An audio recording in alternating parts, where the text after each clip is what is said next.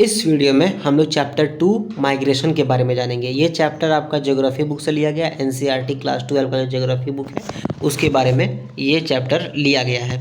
Start करने से पहले एक बहुत ही अच्छा फिराक गोरखपुरी का एक बहुत ही अच्छा शेर है कि सर ज़मीने हिंद पर आवामे आलम के फिराक काफ़िले बसते गए, हिंदुस्तान बनता गया। मतलब लोग आकर के रहते गए और हिंदुस्तान बनते गया। कितना अच्छा बात है ये, क्योंकि देखो आप आर्यंस आकर के बस गए, फिर आर्यंस जो अब हम लोग हिंदू मुस्लिम हैं, ये सब क्या है, ये आर्यंस ही था। फिर उसके बाद मुगल्स आकर के बस गए, फिर कोई कोई कहीं कहीं जब द्रविडियंस आकर के, द्रविडियंस तो खैर बोलते हैं कि वो लोग पहले से यहाँ पर रहते थे। तो लोग आते गए और हिंदुस्तान धीरे धीरे बनते गया। इसलिए हिंदुस्तान में काफ़ी सारा धर्म है, काफ़ी सारे लोग रहते हैं, काफ़ी अलग अलग तरीके के, कोई बहुत लंबा कोई बहुत छोटा, है ना। तो लोग आकर के बसते गए और हिंदुस्तान बनता गया। अब बात करते हैं हम लोग पहले इंडियन डायोस्पोरा के बारे में। तो देखो क्या हुआ था कि ब्रिटिश के टाइम पे कॉफ़ी प्लांटेशन के लिए, टी प्लांटेशन के लिए लोगों को भारत का जो बिहार और उत्तर प्रदेश का रीजन था, वहाँ से लोगों को भेजा जाता था लेबर के तौर पे, ताकि वो लोग जाकर के उस सब देश में, जो कि उस समय ब्रिटिश का कॉलोनी था, वहाँ पे जाकर के वो काम करें। कौन कौन से देश थे वो? मॉरिशस हो गया, त्रिनिदाद हो गया, टोबैगो हो गया, गुयाना, फिजी, साउथ अफ्रीका, ये सब जो ब्रिटिश कॉलोनी थे वहाँ पर वो जाकर के काम करते रहे। जैसे वो जाकर के वहाँ बसे तो फिर वो जो यहाँ से लोग गए थे वो वहीं जाकर के बस गए बहुत सारे। जब वो वहाँ पर जाकर के बस गए तो यहाँ का जो कल्चर है, जैसे बहुत सारे जो आप पता करो गूगल पे जाकर के, बहुत सारे अलग अलग देशों में छठ पूजा भी होता है। तो वो जो छठ पूजा है तो वो यहाँ के लोगों के द्वारा वो वहाँ पर जाकर के करते हैं। तो ये जो इंडियन रूट्स है, मतलब वो इंडियन ही थे, बाद में जाकर के वो वहाँ बस गए, तो इसको हम लोग इंडियन डायस्पोरा बोलते हैं। इस तरह से वो माइग्रेशन ही था। फिर दूसरा टाइप का माइग्रेशन हुआ, जो टेक्नोलॉजी आ गया भारत में, आईटी सेक्टर बूम हुआ। तो आईटी सेक्टर होने के बाद क्या होगा, आप जानते हो कि अमेरिका में कितना सारा इंडियंस रहते हैं, है ना। यूरोप में भी काफ़ी सारे इंडियंस रहते हैं। तो वो लोग क्या है, हाईली स्किल्ड वर्कर्स हैं, है ना। वो लोग हाईली स्किल्ड है और वहाँ पर बहुत सारे पैसे वैसे कमाते हैं, वहाँ पर जाकर के वो लोग बस गए, तो वो भी इंडियन डायस्पोरा का हिस्सा हो गए। फिर कतर वगैरह जो एरियाज़ है, जैसे कतर हो गया, सऊदी अरेबिया हो गया, यमन हो गया, इन सब जगह में ऑयल फैक्ट्रीज़ है। ऑयल फैक्ट्रीज़ में काम करने वाले जो लेबरर्स हैं वो भी बहुत सारे इंडियंस हैं, तो वो भी वहाँ जाकर के बस गए, तो वो भी इंडियन डायस्पोरा का हिस्सा बन गए। तो ये अपना इंडियन डायस्पोरा है। अब बात करते हैं हम लोग माइग्रेशन के बारे में। देखो जो भारत का सेंसस है, सेंसस ऑफ इंडिया जो है, वो बोल रहा है 2011 वाला कि दो बेसिस पे माइग्रेशन होता है। ठीक है, एक होता है प्लेस ऑफ बर्थ में, जैसे कि उसका जन्म कोई गांव में हुआ हो या कोई शहर में हुआ हो और वो जाकर के फिर से गांव से जाकर के शहर में बस गया या कहीं पर भी चेंज कर लिया, तो उसको भी माइग्रेशन बोल सकते हैं। या दूसरा होता है प्लेस ऑफ रेसिडेंस, मतलब कि एक जगह वो रह रहा था किसी सिटी में, दूसरे सिटी में वो चला गया, कानपुर से वो दिल्ली चला गया, तो वो भी एक तरह का माइग्रेशन हो गया, है ना। 2011 का सेंसस के अनुसार कुछ 45 करोड़ लोग, मतलब कि 37%, 121 करोड़ में से 45 करोड़ लोग वो माइग्रेंट थे, मतलब एक जगह से दूसरी जगह वो चेंज होते रहे। अब बात करते हैं हम लोग स्ट्रीम्स ऑफ माइग्रेशन के बारे में, मतलब कि एक जगह से दूसरी जगह कितना, कैसे लोग माइग्रेशन कर रहे हैं, कैसे लोग मूव कर रहे हैं। रूरल से अर्बन, गांव से शहर, या शहर से गांव, या इस गांव से उस गांव, या इस शहर से उस शहर। तो चलो देखते हैं। अगर हम लोग रूरल टू रूरल, एक गांव से दूसरे गांव का बात करें, तो इसमें ज़्यादा फीमेल हो रही है। क्यों? क्योंकि देखो एक गांव में शादी था, एक गांव में लड़की रहती थी, दूसरे गांव से उसका शादी हो गया, ससुराल चली गई, इसलिए फीमेल का यहाँ पे ज़्यादा माइग्रेशन दिख रहा है। रूरल टू अर्बन, देखो यहाँ पे क्या हो रहा है कि गाँव से शहर, मेल देखो कितना है, मेल यहाँ पर कितना है, तो मेल कमाने के लिए जा रहा है ताकि वो अपना फैमिली को प्रोवाइड कर सके पैसा। और फीमेल तो मेल के साथ जाएगी ही, अगर वो कमाने जा रहा है तो वहाँ पे अपना बीवी को लेके जाएगा ही। लेकिन बहुत सारा मेल क्या है, वो पहले से शहर में रह रहा है और फीमेल का शादी होने के बाद वो शहर चले गए, इसलिए यहाँ पर भी फीमेल का जो सिचुएशन है वो ज़्यादा है। अब अगर हम लोग अर्बन टू रूरल बात करें, मतलब कि शहर से गांव, तो शहर से गांव में भी फीमेल का ज़्यादा है, क्योंकि वो लोग का शादी हो जा रहा है तो वो शहर से गांव को चले जा रही है। अर्बन टू अर्बन बात करें तो उसमें भी फीमेल का मेनली वही कारण है कि उसका शादी वगैरह हो जा रहा है, इसलिए वो ज़्यादा मतलब चेंज कर रही है। अब ये नहीं, इसका ये मतलब नहीं है कि फ़ीमेल को पढ़ाई वढ़ाई नहीं मिल रहा है या वो जॉब वगैरह नहीं कर रही है। जॉब फीमेल अगर कर रही है तो मेल भी तो करता है ना।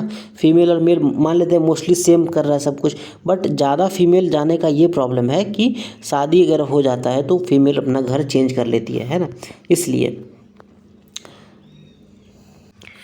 अब ये जो आपको दिखाया गया था ये था इंट्रा स्टेट, मतलब एक स्टेट में, जैसे कि महाराष्ट्र में हो गया या बिहार में हो गया। अब हम लोग बात करते हैं दूसरे स्टेट में, जैसे बिहार से लोग महाराष्ट्र जा रहे हैं उस सिचुएशन में। तो रूरल टू रूरल, जैसे कि बिहार का लोग अगर कोई गांव में रहता है तो वो अगर यूपी का कोई गांव जाएगा, उसमें देखो फीमेल ज़्यादा है, फिर से वही कारण कि शादी ब्याह हो जा रहा है इसलिए चेंज हो रहा है। अब यहाँ पे है मेन पॉइंट, यहाँ पे रूरल टू अर्बन का बात कर रहे हैं। जैसे कि बिहार का कोई गाँव से लोग जा रहे हैं महाराष्ट्र। अब वो लोग क्या है, मेनली मेंस है, वो क्या कर रहे हैं वहाँ पे, दिहाड़ी कर रहे हैं, वो वहाँ पे जाकर के लेबर का काम कर रहे हैं या फिर वो जाकर के आईटी सॉफ्टवेयर में काम कर रहे हैं, जो भी है। तो वहाँ ज़्यादा मेनली मेल काम कर रहा है, क्यों? क्योंकि उसको पैसे देने हैं। यहाँ पर माइग्रेशन का मेन कॉज यहाँ पर दो स्टेट है, पहला आपका यूपी और दूसरा आपका बिहार। ये 2011 का सेंसस है इंडिया का, ठीक है। फिर अगर अर्बन टू रूरल का बात करें तो इसमें ऑब्वियसली फीमेल ज़्यादा होगी क्योंकि उसका शादी ब्याह हो गया होगा, शादी हो जाएगा तो वो चेंज कर लेगी। अर्बन टू अर्बन का बात करें, जैसे बिहार का कोई पटना है वहाँ से रांची, इसमें भी फीमेल ज़्यादा, क्योंकि अगेन वही सिचुएशन कि यहाँ पर भी शादी वगैरह का जो प्रॉब्लम है वही हो रहा है ना। तो ये आई होप कि आपको समझ में आ गया होगा काफ़ी अच्छी तरीके से कि कितना क्यों हो रहा है इस तरह का और क्या उसका रीज़न हो सकता है। अब एक बात और, कुछ कुछ राज्य जैसे कि महाराष्ट्र हो गया, दिल्ली हो गया, गुजरात हो गया, हरियाणा हो गया, यहाँ पर जो माइग्रेंट्स है वो जाते हैं काम करने के लिए, क्योंकि महाराष्ट्र में देखो डेवलपमेंट काफ़ी ज़्यादा, इंडस्ट्रीज़ काफ़ी ज़्यादा, दिल्ली में भी वही है, गुजरात में भी इंडस्ट्रीज़ काफ़ी ज़्यादा, हरियाणा में खेती बाड़ी बहुत ज़्यादा होता है, तो वहाँ पर काम करने के लिए लोग चाहिए। अब वो लोग माइग्रेंट्स वो कौन प्रोवाइड कर रहा है? उत्तर प्रदेश जैसा राज्य, बिहार जैसा राज्य, राजस्थान जैसा राज्य, झारखंड के जैसा राज्य, जिसमें उतना ज़्यादा डेवलपमेंट नहीं हुआ, उतना ज़्यादा इंडस्ट्रीज़ नहीं सेटअप हुआ है कि वो अपना काम कर सके उसी राज्य में, इसलिए वो बाहर जाते हैं काम करने के लिए। अब हम लोग बात करते हैं कि क्यों ऐसा हो रहा है, कि माइग्रेशन का क्या कारण है। तो दो फैक्टर होता है, पहला होता है पुश फैक्टर, दूसरा होता है पुल फैक्टर। पुश फैक्टर का मतलब जैसे कि वो अपने घर पे रह रहा है, उसको बाहर जाना पड़ेगा, ठीक है, उसको बाहर जाना पड़ेगा, वो हो गया पुश फैक्टर, उसको बाहर धकेला जा रहा है कि बिहार से आप जाओ महाराष्ट्र में काम करने के लिए, वो पुश फैक्टर हो गया। अब क्यों होगा ऐसा? क्योंकि उसको एम्प्लॉयमेंट अपॉर्चुनिटी नहीं मिल रहा है, वो काम नहीं कर पा रहा सही से, उसके पास पढ़ाई नहीं है बढ़िया से, उस शहर में उसके पास बढ़िया बढ़िया इंस्टीट्यूट्स नहीं है जो उसको पढ़ा सके, बढ़िया बढ़िया टीचर नहीं है, इसलिए वो बाहर जाके पढ़ रहा है। आप जानते होंगे बहुत सारे आईआईटी स्टूडेंट्स का जो एस्पिरेंट्स होते हैं, आईआईटी एस्पिरेंट्स, वो कोटा में जाके पढ़ते हैं, तो उसको बोलते हैं पुश फैक्टर, क्योंकि कोटा वाले जो है वो वहाँ पर बेहतर शायद तैयारी करवा सकते हैं, है ना, वहाँ पर बढ़िया अपॉर्चुनिटीज़ मिल सकता है उसको, बेटर हेल्थ सेक्टर मिल सकता है, बेटर एम्प्लॉयमेंट अपॉर्चुनिटीज़ मिल सकता है। तो ये सब का कमी होने के कारण वो पुश फैक्टर में काम करता है। अब अगर पुल फैक्टर का बात करें तो जैसे महाराष्ट्र हो गया, महाराष्ट्र में क्या बहुत सारी इंडस्ट्रीज़ हैं, काफ़ी एम्प्लॉयमेंट जनरेशन होता है, काफ़ी एम्प्लॉयमेंट करने का वहाँ मौका मिल रहा है, तो वो क्या कर रहा है, पुल कर रहा है, मतलब माइग्रेंट्स को वहाँ से बोल रहा है कि आप मेरे पास आओ और आकर के काम करो, उसको बोलते हैं पुल फैक्टर। तो ये महाराष्ट्र वाला जो सिचुएशन था वो पुल फैक्टर में आएगा, और पुश फैक्टर का मतलब आएगा कि वहाँ से लोगों को जाना पड़ रहा है। अब आप मुझे कमेंट में ये बताओ कि पुश फैक्टर में, जैसे मैंने आपको बताया कि एम्प्लॉयमेंट हो सकता है, एजुकेशन हो सकता है, हेल्थ हो सकता है, अब दो और कारण बताओ कि लोगों को अपना घर छोड़ना पड़ता है। अब पुल फैक्टर में बढ़िया बढ़िया, जैसे कि महाराष्ट्र में मान लेते हैं या गुजरात में मान लेते हैं, इंडस्ट्रीज़ है, वहाँ पे एम्प्लॉयमेंट अपॉर्चुनिटीज़ है, हेल्थ सेक्टर बढ़िया है, वहाँ पे एजुकेशन बढ़िया है, तो इसलिए वो वहाँ से माइग्रेंट को पुल कर रहा है। दो फैक्टर और बताओ जो कि पुल फैक्टर में काम करता है, माइग्रेशन को पुल करने में काफ़ी ज़्यादा मदद मिलाता है। अब बात करते हैं हम लोग, माइग्रेशन चलो हो गया, माइग्रेशन होने के बाद क्या होगा, उसका क्या क्या कंसिक्वेंसेस है, उसका क्या क्या परिणाम होता है। तो पहला बात करते हैं इकोनॉमिक कंसिक्वेंस। जैसे कि भारत से अगर लोग बाहर जाएंगे, मान लेते हैं कि इंडिया से यूएसए गए काम करने के लिए, काम कर रहे हैं वहाँ पर लड़का लोग बहुत सारे काम कर रहे हैं। अब वो जो जिसका फैमिली इंडिया में है वो वहाँ से क्या भेजेगा, पैसा भेजेगा अपने फैमिली के लिए, है ना, या फिर कतर में बहुत सारे लेबर्स काम करते हैं ऑयल फैक्ट्री में वहाँ पर, तो वहाँ से क्या करता है वो लोग पैसा भेजता है, डॉलर डॉलर में पैसा भेजता है। डॉलर में पैसा भेजने से भारत का जो डॉलर का जो भंडार है वो बढ़ता है ना। वहाँ के भारत का जो रेमिटेंसेस है वो बहुत ज़्यादा बढ़ रहा है। एक्चुअल में पूरा वर्ल्ड में सबसे ज़्यादा इंडिया में ही फॉरेन रेमिटेंसेस आता है, और भारत के जो नागरिक हैं वो अमेरिका से, यूरोप से, कतर से वगैरह वगैरह देश से भारत में पैसे भेज रहे हैं। इसलिए भारत का जो डॉलर का जो स्रोत है वो काफ़ी ज़्यादा बढ़ रहा है। अब बात करते हैं डेमोग्राफिक कॉन्सिक्वेंसेस का। जैसे देखो कि एक किसी भी गांव में या किसी भी शहर में बहुत ज़्यादा अगर लड़का लोग या बच्चा लोग या मेल अगर माइग्रेट कर गया, तो इस रीजन में मान लेते हैं कि यहाँ 100 मेल था, 100 मेल से मैं 50 मेल्स बाहर चला गया महाराष्ट्र। महाराष्ट्र क्यों गया? क्योंकि वहाँ पे एम्प्लॉयमेंट करना है उसको, किसी किसी को पढ़ाई करना है। तो यहाँ पर कितना बचा? यहाँ पे बचा 50। तो यहाँ पर जो डेमोग्राफी है वो चेंज हो गया।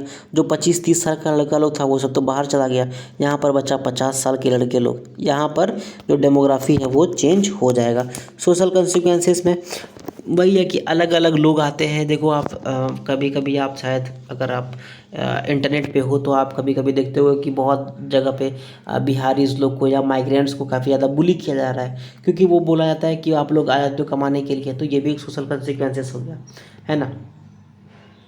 उसके बाद इन्वायरमेंटल कंसिक्वेंसेस का बात करें तो एक जगह पर काफ़ी लोग जमा हो जा रहे हैं, तो वहाँ पर एम्प्लॉयमेंट अपॉर्चुनिटीज़ या जो भी अपॉर्चुनिटीज़ है वो कम होते जा रही है। वहाँ पे इन्वायरमेंट का जो एक्सप्लॉयटेशन है वो बढ़ते जा रहा है, इन्वायरमेंट को काफ़ी ज़्यादा यूज़ किया जा रहा है ना।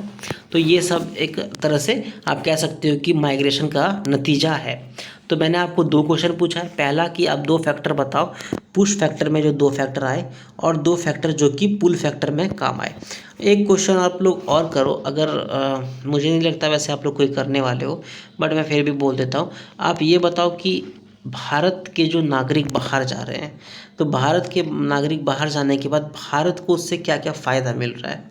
ठीक है, ये भारत के नागरिक हैं, ये भारत का नागरिक है जो बाहर जा रहे हैं। ये बाहर जाने के बाद जो काम कर रहे हैं उससे भारत को क्या फ़ायदा मिल रहा है। ठीक है, एंड आई होप कि ये वीडियो आपको अच्छा लगा हो, ये चैप्टर समझ में आ गया हो। एंड अगर कुछ भी क्वेश्चन पूछना है, बताना है, तो आप कमेंट सेक्शन में कमेंट करो, एंड चैनल को सब्सक्राइब करो, एंड इस वीडियो को लाइक करो, and thank you very much.